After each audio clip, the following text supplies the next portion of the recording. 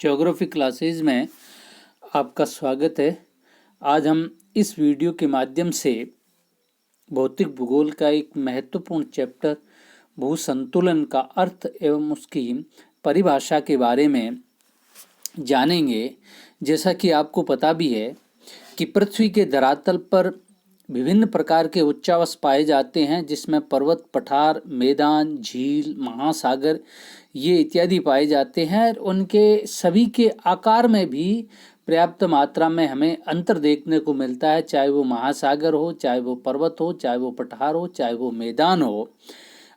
इनके आकार में विभिन्न प्रकार की अंतर पाए जाने के कारण भी ये जो स्थलाकृतियाँ हैं ये पृथ्वी के धरातल पर स्थिर रूप में पाई जाती है, जिससे हमें ये जानकारी तो निश्चित रूप से मिलती है कि ये जितनी भी आकृतियाँ हैं, चाहे वो पर्वत हो, पठार हो, मैदान हो, महासागर हो, झीलें हों, ये आकृतियाँ किसी एक प्राकृतिक नियम के अनुसार संतुलित जरूर हो रही है। और यदि ये किसी नियम के अनुसार संतुलित नहीं होती तो इनका एक स्थान पर स्थिर रहना बहुत मुश्किल होता है। जब भी हम देखते हैं कि जब भी पृथ्वी के अंतर्जातीय शक्तियों या बाहरी कारणों से इसके संतुलन में बदलाव आता है या परिवर्तन आता है, तो हमें देखने को मिलता है कि किस तरह से भू हलचल होता है, चाहे वो भूकंप के रूप में हो, चाहे वो ज्वालामुखी के रूप में हो, चाहे वो पर्वतों के निर्माण के संबंध में हो। तो ये सारी चीज़ें जब हम देखते हैं तो ये पृथ्वी के हलचल का ही परिणाम है। और ये हलचल तब होता है जब निश्चित रूप से इसका जो संतुलन है उसमें कुछ बदलाव देखने को मिलता है, और इसी कारण इसमें भू हलचल होता है। तो हम ये एक मान सकते हैं कि पृथ्वी पर भू संतुलन की स्थिति है, और जब इस भू संतुलन में कुछ बदलाव होता है तो इसमें हलचल भी होता है। तो आखिर इस भू संतुलन का अर्थ क्या है और इसकी क्या परिभाषा है, इसके बारे में हम मुख्य रूप से इस वीडियो के माध्यम से जानने की कोशिश करेंगे। सबसे पहले हम देखते हैं कि भू संतुलन, जिसे हम अंग्रेजी में आइसोस्टेसी कहते हैं, ये जो अंग्रेजी का आइसोस्टेसिस शब्द है ये ग्रीक या जिसे हम यूनानी भाषा भी कहें, तो ये ग्रीक या यूनानी भाषा के दो शब्दों से बना हुआ है, एक आइसो और दूसरा स्टेटियस। इन दोनों से मिलकर के ये बना। यदि हम कहें आइसोस्टेसियस, आइसो और स्टेसियस, इन दो शब्दों से मिलकर के ये बना हुआ है आइसोस्टेसिस शब्द। और इसका जो अर्थ होता है ये होता है समस्थिति या फिर संतुलन की स्थिति। तो ये जो आइसोस्टेसिस शब्द का है अर्थ कि ये किस भाषा के किन शब्दों से बना हुआ है और इसका हिंदी में अर्थ क्या है। अब यदि हम यह कहें कि जो संतुलन की अवधारणा है, ये संतुलन की अवधारणा मुख्य रूप से उत्प्लावकता के नियम पर आधारित है। और ये जो उत्प्लावकता का नियम है, ये उत्प्लावकता का नियम एक प्रसिद्ध वैज्ञानिक आर्किमिडीज ने प्रतिपादित किया था। इस उत्प्लावकता के नियम में, इस उत्प्लावकता के नियम का अर्थ यह है कि इस नियम के अनुसार कोई जो वस्तु है ये तरल पदार्थ में तैरने के लिए अपने भार के बराबर, जिस वस्तु का जितना भार होगा वह उसी भार के बराबर तरल पदार्थ को विस्थापित करती है, जिस कारण इसी विस्थापन के कारण वह तैरती हुई वस्तु तरल पदार्थ में डूबती नहीं है। जैसे कि हम उदाहरण के रूप में दे सकते हैं कि कोई नाव जो पानी में तैर रही है, तो नाव के अंदर जितना भार होता है उसी अनुरूप वह जल को विस्थापित भी करती है। और इसी तरीके से समुद्री जहाज है, ये समुद्री जहाज भी जिस समुद्री जहाज का जितना अधिक भार होगा वह उसी मात्रा में समुद्र के जल को विस्थापित करेगा, और इसी कारण ये जो समुद्री जहाज है ये जहाज जल के अंदर तैरते हैं। तो इसी तरीके से ये स्टेसी जो नियम है, ये जो सिद्धांत है, यही उत्प्लावकता के नियम पर आधारित है। और किसी तरीके से ये पृथ्वी पर जितने भी हमें उच्चावच दिखाई देखने को मिलते हैं, चाहे वो पर्वत हो, पठार हो, मैदान हो, झील हो, ये महासागर हो, ये भी इसी उत्प्लावकता के नियम का अनुसरण करते हैं और एक संतुलित अवस्था में पृथ्वी पर रहते हैं या स्थिर पाए जाते हैं। इसी नियम के अनुसार ये जो सारे आकार पाए जाते हैं, ये स्थिर है। अब यदि हम कहें कि इस आइसोस्टेसिस शब्द, या जिसे हम कहें कि ये जो समस्थिति है, इस शब्द का सबसे पहले इस्तेमाल किसने किया था, तो इस शब्द का सबसे जो पहले इस्तेमाल है, ये अमेरिका के प्रसिद्ध जियोलॉजिस्ट जिनका नाम है डट्टन महोदय ने 1889 में सबसे पहले इसी आइसोस्टेसिस शब्द का है वो प्रयोग डट्टन महोदय ने किया था।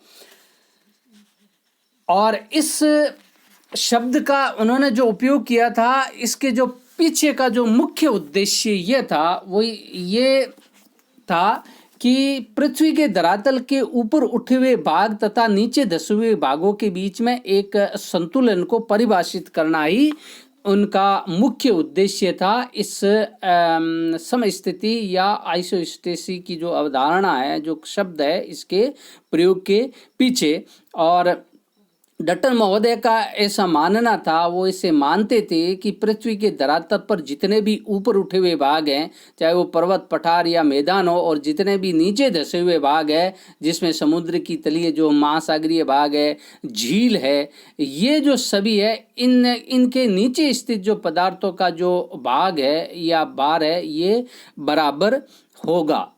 इन समस्त पदार्थों का जो धरातल के ऊपर उठे हुए पर्वत, पठार, मैदान और नीचे धसे हुए भाग जिसमें महासागरीय तली, झील है, इन सभी का नीचे स्थित पदार्थों का जो भार है, ये भार है वो बराबर होगा। ऐसा मानना था डट्टन महोदय का इस सिद्धांत के प्रतिपादन के पीछे। और डट्टन महोदय ऐसा मानते थे कि ऊंचे उठे हुए भाग, जो भी धरातल पर हमें जितने ऊंचे उठे हुए भाग दिखाई देंगे, उनका घनत्व उतना ही कम होगा, तथा जो भाग नीचे धसे हुए हमें दिखाई देते हैं, जो जितने जिसमें झील भी है, महासागरीय तली भी है, इनका घनत्व उतना ही अधिक है। यानी कि जो भाग जितने हमें धरातल पर ऊंचे उठे हुए दिखाई देते हैं, उनका घनत्व कम है, और सागरीय तली और झील जो कि धसे हुए रूप में हमें दिखाई देते हैं, उनका घनत्व उतना ही कम है। और यही इनके संतुलन के पीछे का मुख्य कारण है कि जो भाग जितना ऊपर उठा हुआ है, वह धरातल में उतनी ही गहराई पर है, और जो भाग जितना धसा हुआ है, उसका उतना ही कम भाग गहराई में पाया जाता है।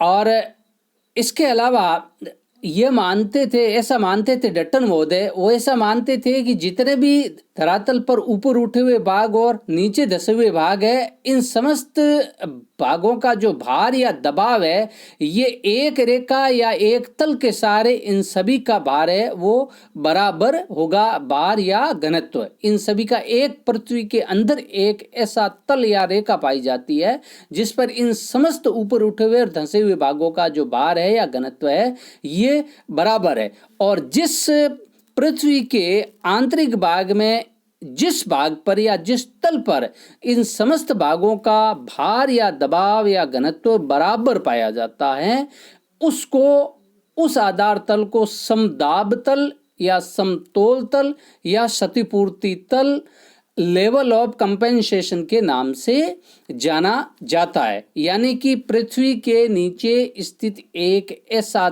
तल जहां पर पृथ्वी के ऊपर उठे हुए भाग जिसमें पर्वत, पठार और मैदान भी शामिल है, और नीचे धसे हुए भाग जिसमें झील, सागर, महासागरीय तली शामिल है, इन सभी का भार या उनका घनत्व एक समान हो जाता है, बराबर हो जाता है।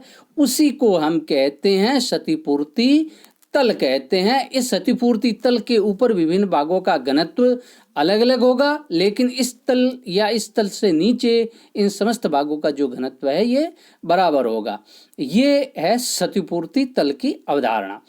अब पृथ्वी में एक ऐसा तल, ये जो मैंने आपको बता दिया है कि किस तरह से इसको हम क्या कहते हैं, क्षतिपूर्ति तल किसे कहते हैं। इसके अलावा किसी भी भाग का घनत्व, यानी कि पृथ्वी पर जितने भी भाग जिसमें हम पर्वत, पठार, मैदान को शामिल कर सकते हैं, और नीचे धंसे हुए भाग जिसमें झील, महासागरीय तली, इनको भी शामिल कर सकते हैं। तो पृथ्वी पर हमें जितने भी भाग दिखाई देते हैं, चाहे वो ऊपर उठे हुए हो, चाहे वो नीचे धंसे हुए हो, इनके घनत्व तथा ऊंचाई के बीच में विलोमापातिक संबंध पाया जाता है। यानी कि इनके बीच में विपरीत संबंध पाया जाता है, विलोम संबंध पाया जाता है। यानी कि यदि ऊंचाई अधिक है तो घनत्व कम होगा, ऊंचाई कम है तो घनत्व अधिक होगा। ये हो गया विपरीत संबंध पाया जाता है। तो ये जो जितने ऊंचे उठे हुए और नीचे धसे हुए भाग है, इनके घनत्व और ऊंचाई में एक तरह का विलोम मानुपाती संबंध है वो पाया जाता है, यानी कि विपरीत संबंध पाया जाता है। यानी कि जितने ऊंचे उठे हुए भाग, जो भी हमें पर्वत, पठार, मैदान ये दिखाई देते हैं, तो इनका घनत्व, जो भाग जितना ऊपर होगा उनका घनत्व उतना ही कम होगा, जो भाग की ऊंचाई जितनी कम होती जाएगी उनका घनत्व उसी अनुपात में बढ़ता जाएगा। ये मुख्य संबंध पाया जाता है किसी भी भाग के घनत्व और ऊंचाई में। और इसी के अनुसार यदि हम कहें तो पृथ्वी पर सबसे ऊंचाई वाले भाग कौन से है? पर्वत है। तो पर्वतों का घनत्व सबसे कम होगा।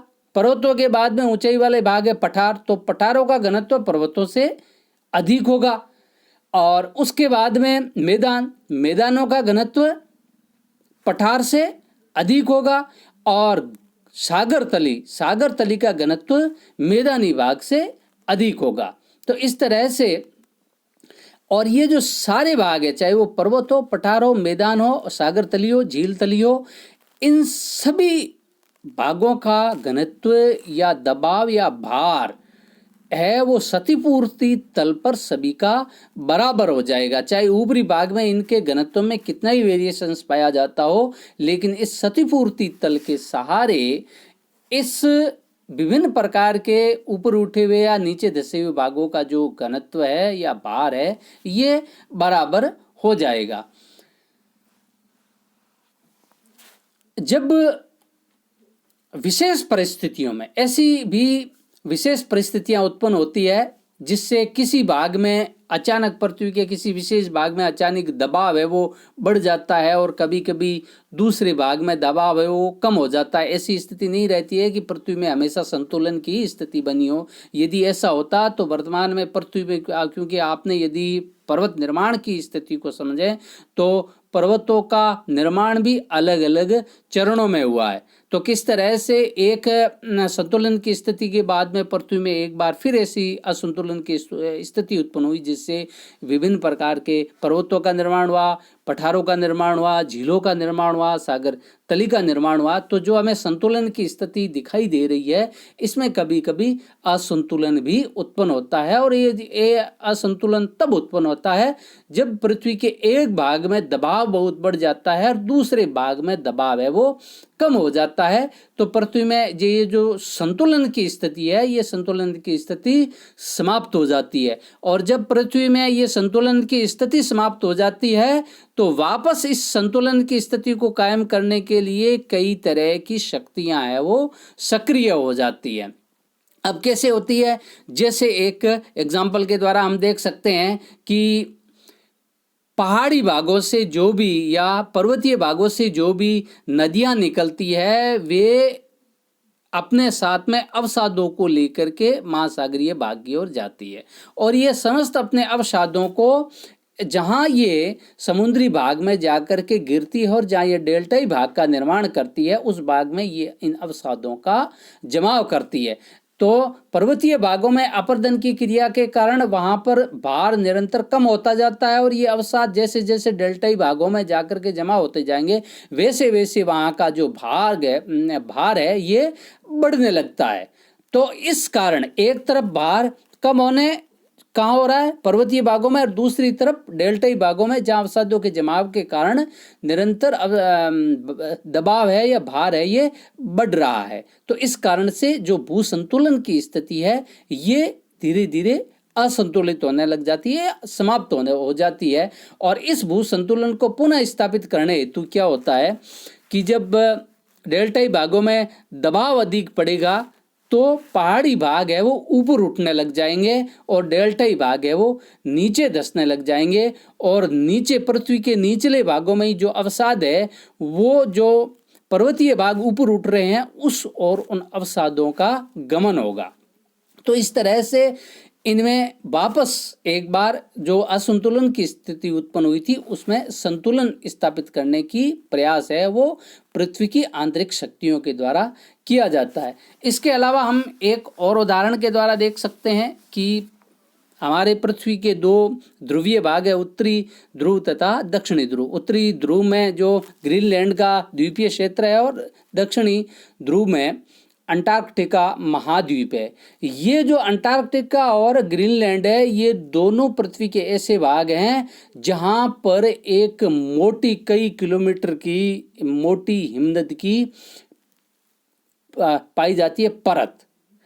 ये हिमनद, इस मोटी हिमनद की परत के कारण ये अंटार्कटिका का और ग्रीनलैंड का भाग है ये थोड़ा सा धंसा हुआ है। लेकिन जब इस मोटी हिम परत का जब भी ये पिघलना शुरू हो जाएगी तो निश्चित रूप से इनके ऊपरी भाग का जो दबाव है या भार है ये कम होने लग जाएगा, और जब भार कम होने लग जाएगा तो धीरे धीरे अंटार्कटिका और ग्रीनलैंड के भाग भी ऊपर उठेंगे और ये जो पिघला हुआ जल है ये महासागरीय भागों में प्रवेश करेगा। तो वहां पर भार के कारण जो सागरीय तली है ये इनका धसाव नीचे की ओर होगा। तो इस तरह से हम इन दो एग्जाम्पल्स के द्वारा देख सकते हैं, उदाहरणों के द्वारा देख सकते हैं कि किस तरह से पृथ्वी में एक संतुलन की स्थिति पाई जाती है, और जब ये संतुलन समाप्त होता है तो किस तरह से पार्थिव क्रिया जो पृथ्वी की जो आंतरिक शक्तियां हैं वे पुनः इस संतुलन को स्थापित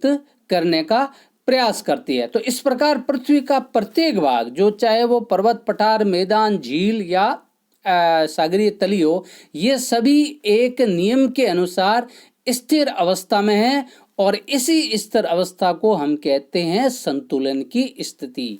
ये पृथ्वी पर संतुलन की स्थिति इसी स्थिर अवस्था के कारण है।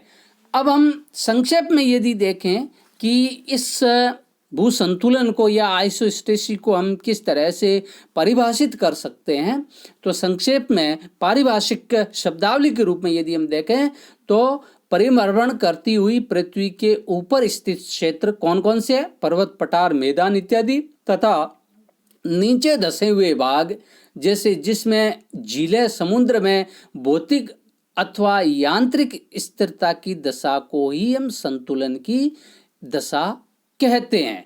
और ये जो भू संतुलन की जो दशा है, ये भू संतुलन की अवधारणा महाद्वीपों की उत्पत्ति, महासागरीय बेसिनों की उत्पत्ति, पर्वत श्रृंखलाओं के निर्माण के अध्ययन के साथ साथ में जितने भी अपरदनात्मक क्रिया होती है, अवसादीकरण की क्रिया होती है, और हिम युग का जो निरंतर रूप से प्रक्रिया चलती रहती है, और इसके अलावा पृथ्वी पर जितने भी विवर्तनिक घटनाएं देखने को मिलती है, इन समस्त घटनाओं को समझने में इस भू संतुलन की अवधारणा का महत्वपूर्ण स्थान है। तो इस तरह से हमने इस संक्षिप्त वीडियो के माध्यम से भू संतुलन या आइसोस्टेसी के जो